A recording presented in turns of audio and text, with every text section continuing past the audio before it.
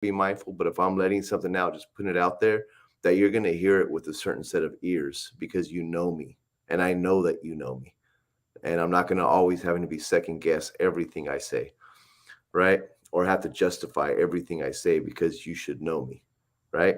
It doesn't mean I don't speak with respect, but you still, right? That's when you have that level of vulnerability, and that creates that knowing the heart. transparency. Mm-hmm. And we've went over that like many of times in our co-working habitation, cohabitancy, whatever that is. So next one is alignment of vision and character with values. Leaders must lead by example and ensure their actions align with their stated values and vision for the organization. So there's one thing that comes to mind where this could be bad. So if the things that you do don't line up with your values um, and vision and everything else that comes with that, I feel like it's would be easy for the people within the organization to knock you down, right? Or am I wrong? Mm, say So, it again. so for instance, so let's say that your values are to be open, to be respectful, um, to be a leader of God, a follower of God, but then within your organization, you do the total opposite of it. Mm-hmm. How far do you think that organization could go under your leadership? Um, Not very far if you're not living out what you say. And There's that's what not, I'm getting at. yeah, there's not going to be no trust. So it's going to be a low trust culture, where people, they do their work like they're driving with the e-brake on, reluctant, they don't trust the lines of communication. They don't feel you got their best interest at heart. They don't feel cared for. It's yes, in businesses or whatever, like the bottom line is the bottom line for businesses, but you can still be ethical in your business, and the type of culture you create within your business or organization matters by the heart of the leader. And those, so like even with Gary Vee, right, he has, people have like their CEO, their COO, their CFO, and what does Gary have? Winslow, no, Yes, but what do they call it? CHO, And that stands for what? Chief Winslow Officer, Okay. or Chief Heart Officer. Chief Heart Officer. And what's the I think that's purpose? a huge thing. It's to And that's a pretty real much. position, right? I think that's to gauge where everybody is at, like how they feel, like what things could be better, like checking in on them, Hmm. So it's like not just knowing them. HR. Yeah, it's not just like the HR, like the human resources side, or the internal lawyers that protect the company from employees suing them, and making sure they give employees what they need because of the state laws. It goes beyond that. It's a culture. It's like I actually have a person in position that I hire them to ensure that we create a culture where you feel cared for, where you're thought about, and someone's checking in on you. And they care.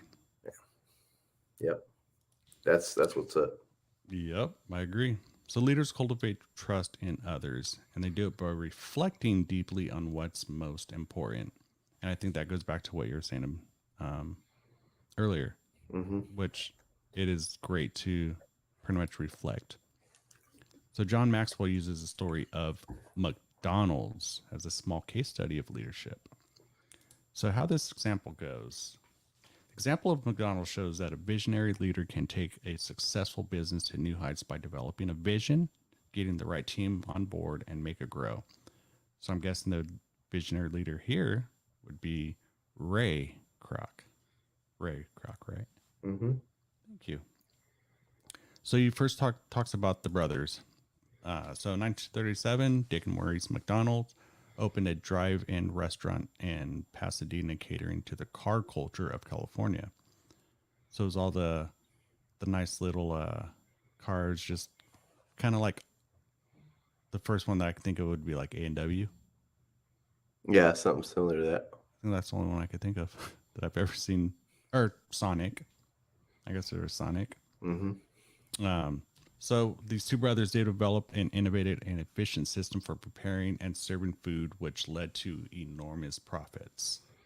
I think it was like the first year they were able to split like $50,000 a piece, and I guess during that time it made them like part of the elite Mm, in like Southern California. mm, But by 1948, the driving culture was on the wane, so on the brand. And I think one of the things was because I think more and more of them were popping up. So the brothers made the smart decision to switch to a walk-up restaurant with streamlined menu. So all they would do would be to serve people that walked up instead of like going into the car. And I want to say another thing. I don't know if we talk about that here in a few moments, but I'm going to talk about it a little bit right now. So one of the things that they were really big on was, I guess, when they first opened, it was like on this fine china. Actually, I don't know if it's fine china, but it was like on this like nice plates, nice silverware, and all this other stuff, and that's how they would serve it. And then they decided um, that one way, in a sense, that they could cut cost is to use plastic um, and plastic forks and stuff and paper in hmm. order to like Cut the route the costs. stuff and cut the cost. And one of their big ideas was to I think they were saying they wanted to be able to get it out in 30 seconds. I believe it was 30 seconds. Hmm. And so one of the big things that They're working their metrics. yeah, so I remember one of the big things that they're talking about with the McDonald's brothers was that they were good with customer service and like kitchen organization, efficiency within the kitchen. And so by Hmm. being able to do all that, they were able to cut the cost, be able to streamline making a hamburger in under 30 seconds. And that's why probably a lot of people went there because they were probably hungry. Like, let's get this fast food. Um, Fast. that's right. Um, and so that's what kind of kept them growing up to a point. So the whole success without leadership is possible, but it is limited. Hmm. So back to 1955, Ray Kroc saw the potential in McDonald's and partnered with the brothers to form the McDonald's Corporation. And it's weird because I'm going to say that Ray Kroc was the, what was he, like a distributor of, I think like shake machines or something. yes, he was a distributor of shake machines. And I guess like he went in there, he saw, um, well, I'll go to this next one. So he saw that there was a vision for the company's growth potential and expanded the business through franchising. So I guess um, within with the Kroc brothers, they I think had a small vision of like, well, let's do franchising. We don't know too much about it, but let's do franchising because it's a way for us to hopefully get more franchise or more McDonald's out there, less work, and we don't have to do anything. Hmm. But supposedly that they started with, I guess they did like 15 of them or something like that, and only like 10 actually like bought into it, but none of them really did anything. And it was because they didn't really necessarily know how to make the vision into a reality. And so then that's why they uh, got Ray Kroc, and especially since he saw the potential, he had a vision that they could be nationwide, and he kind of knew about franchising and everything I because he think, had that vision. yeah, I think that goes to like in knowing your leadership capacity, because sometimes we could talk about leadership in a very general way and like, well, a leader's a leader's a leader. Well, no, like there's capacities, right? Mm-hmm. So, like in the church world, the average church is about 75 people. Okay, 50 to 75 people is the average church. That's about the typical leadership capacity with the type of congregational system and you know government system that's set up with a lot of churches. They can do about 75 people.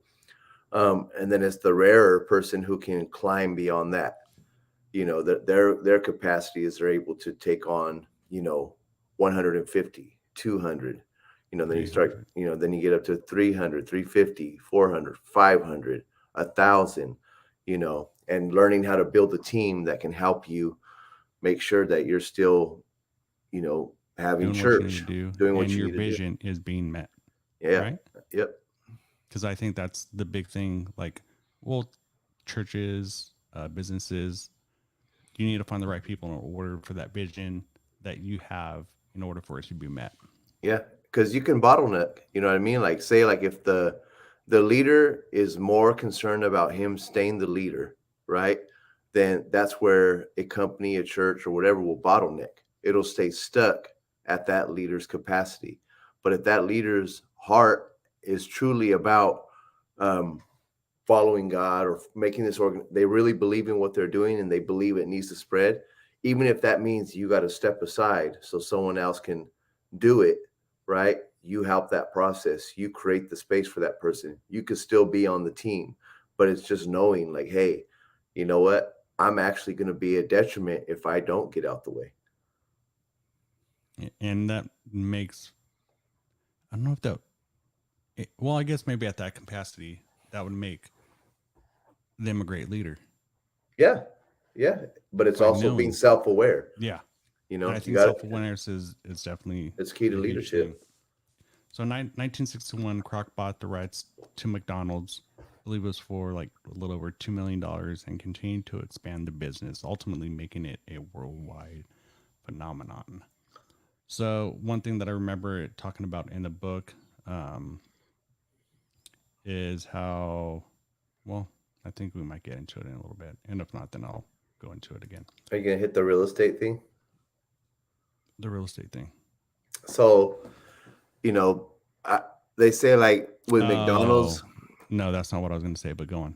well, like they say with McDonald's, so like you got to know what business you're in.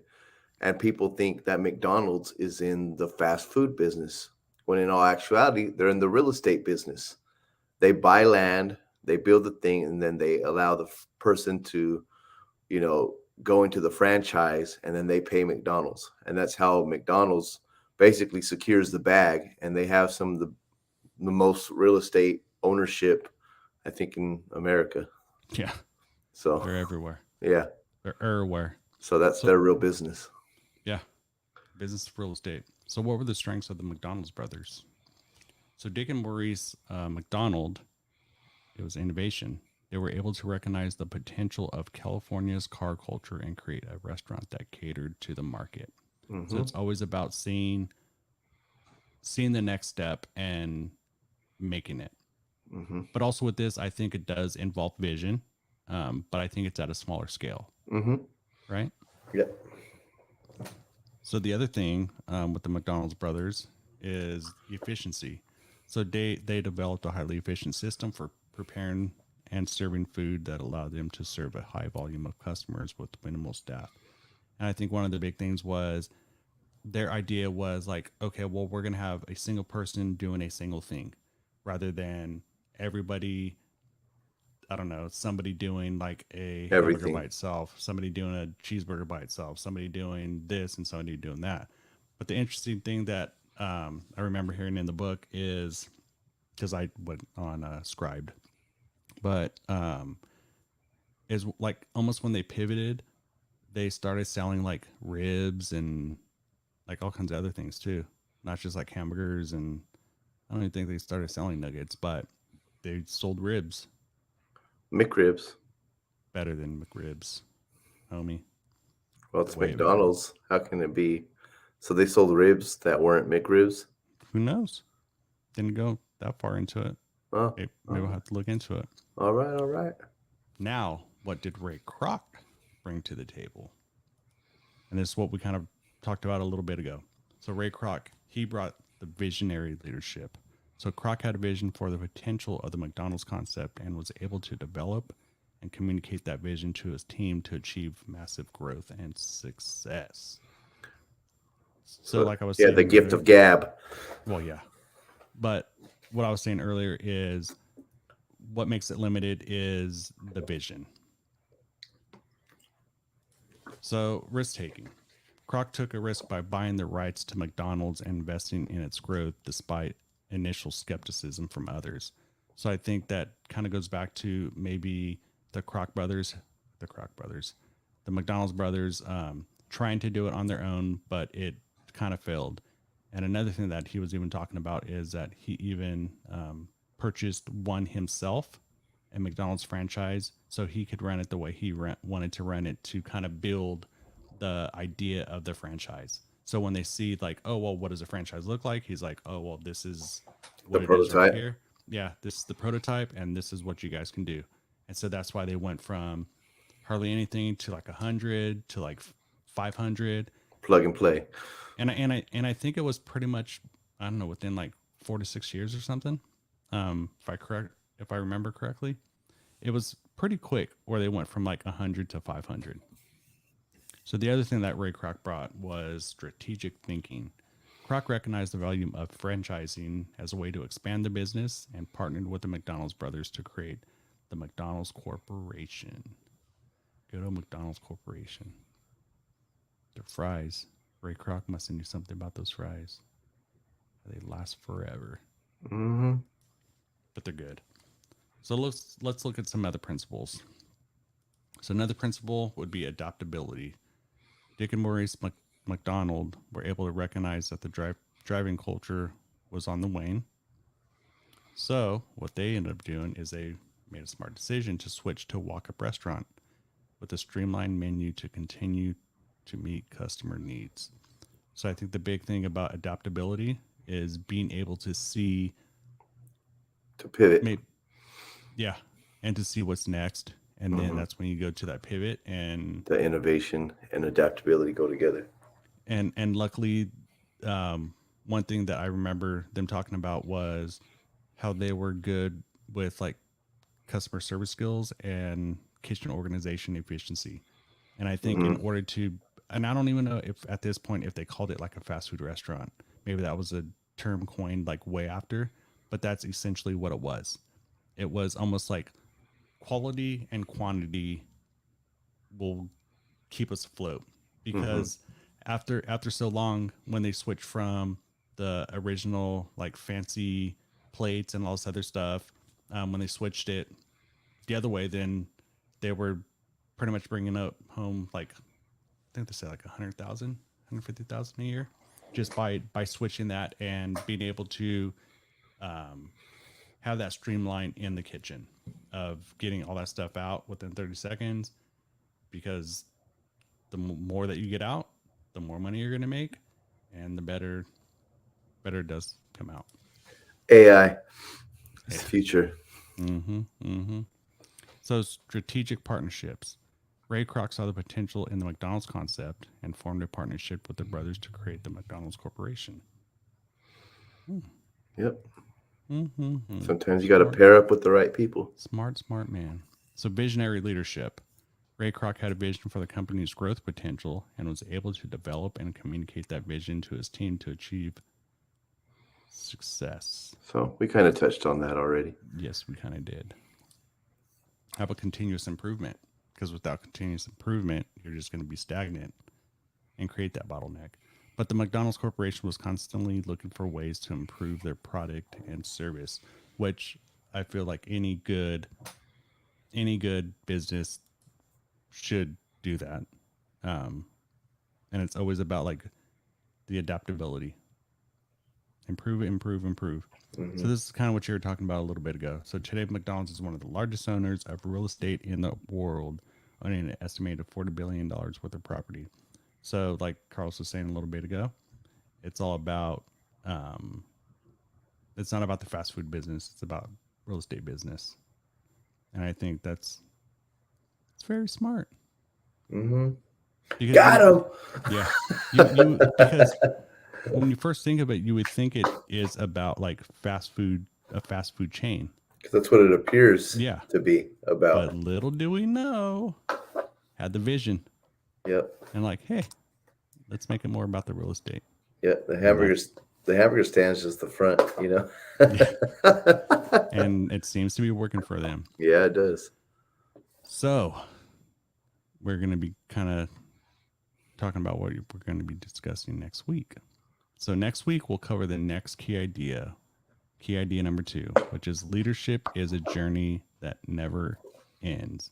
And I think with that, it comes down to the process, just in general, or the process of becoming a better leader. Um, because if you enjoy that, it's going to continue to go. but you're going to be okay with it never ending because you enjoy the process. Yep. Right? Yep. That's Perfect. what I think. You know what I'm saying? I do. So I hope you guys got some good stuff out of this. Um, and also within the probably next few weeks, we'll be going over a couple other key blinks, which would be the first person you lead is you, which that should be a good one. Trust is the foundation of leadership and it's the most precious asset, which I definitely believe in that, especially with the, um, yeah, trust is the foundation of leadership. And the last one would be successful leadership is measured in influence. So, like I said, hope you guys got something out of it. If you did, like and subscribe. Um, and just remember that we are so appreciative of you guys checking us out, whether it's during the live time, whether it's after the live time. Just know that we love you for even if you check it out for a minute and spending a little bit of time with us. Because, like we said before, we're really big on community and we just want to have a community of like minded thinkers, even if we're not like minded thinkers, just thinkers. Just the whole thing of, we like to call it, Carlos, the conversation, the uncomfortable conversation. I don't know. I'm going blank. I don't know. Man, but we like My to bad. we like to bring out like all conversation. Hopefully Yeah. it's respectful, everything like that. But everybody's allowed to have their own opinion, and we just want to hear from you guys and Yeah. see what you think on maybe what we discussed today, maybe on some of the things that we're going to be talking about. Maybe you could let us know what some of the books that you might want us to go through, maybe some topics that you want us to go through. But with that also being said, thank you for joining us on another episode of the Creative Whole Podcast. Yes, sir. That is Carlos. This is Winslow, and we are out skis. Peace. Peace. Have a good night. God bless.